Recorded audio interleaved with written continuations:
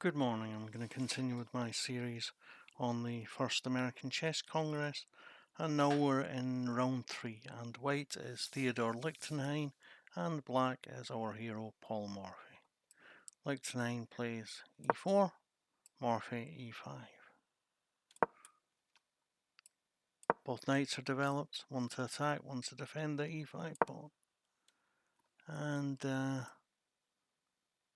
Lichtenhein plays bishop to c4. Yeah, standard Italian game. Knight comes to f6.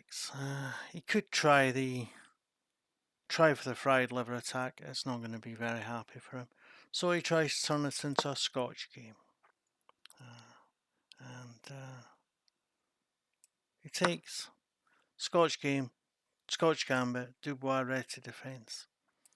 And he pushes to e5. Yeah, this is good. I played Dubois. Well, I play the Schmidt variation myself against the Scotch gambit. Against the Scotch game, Scotch gambit, and often you meet this Dubois Reti advanced variation, and it can be tricky to meet. But he plays correctly b5, d5 even. If he takes, well then that's great. You're just going to take back with the bishop or the queen, and yeah, you haven't got any problems. You've got to take the queen. You're supporting the pawn. You know. You've got a fine position if he takes en passant, but he doesn't. He plays bishop to e5, and now he's threatening the knight, so the knight comes to e4,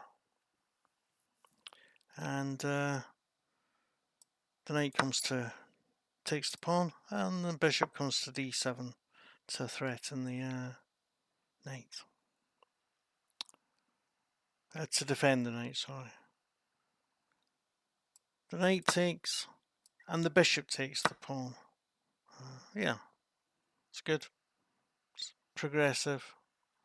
Bishop comes to d3, and he's willing to sacrifice that knight for the bishop if he wants to take. If he doesn't want to take, he's got to do something about the f2 pawn,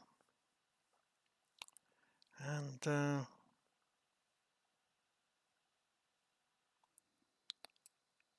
he plays bishop takes e4.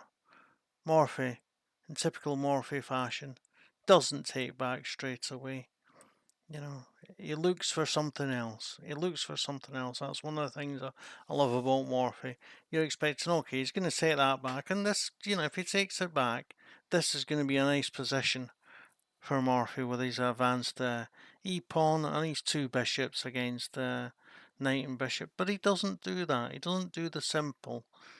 He does the most direct thing, which is to play queen to h4. Threaten the bishop and threaten mate on the move. Well, yeah, great. Just gotta love that. So the queen comes to e2 to defend, and the pawn takes.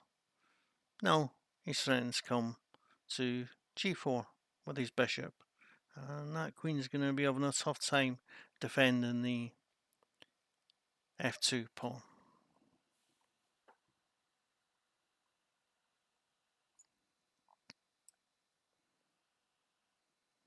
So he defends the pawn and tries to chase away the bishop at the same time.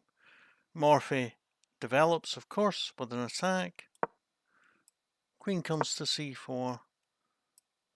The bishop takes the bishop. He can't take back with the pawn because it would be a check. So he has to play g3, a terribly weakening move, and the queen comes back happy. The job is done.